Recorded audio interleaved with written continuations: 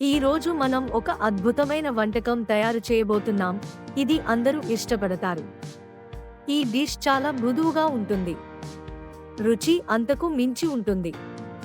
ఇప్పుడు మనం దాల్ ఖిచడీని తయారు చేద్దాం. మొదటగా కందిపప్పు మరియు బియ్యం తీసుకుందాం.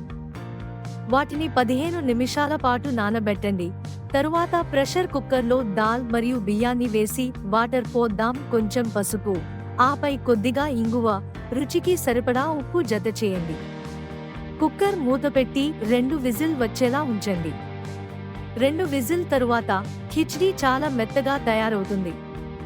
అయితే తాలింపు లేకపోతే ఇది అసంపూర్తిగా ఉంటుంది. ఇప్పుడు ఒక పాన్ తీసుకొని దానిలో నెయ్యి వేసి అందులో హరిధాన్యాలు, జీలకర్ర మరియు ఒక బిర్యానీ ఆకు వేసి కలపండి. ఆపై తరిగిన ఉల్లిపాయను వేసి స్వల్పంగా బంగారు రంగు వచ్చేంత వరకు వేపండి. తరువాత టమోటా కలుపుదాం. తరువాత పచ్చి మిర్చి వేసి ఉడికిద్దాం.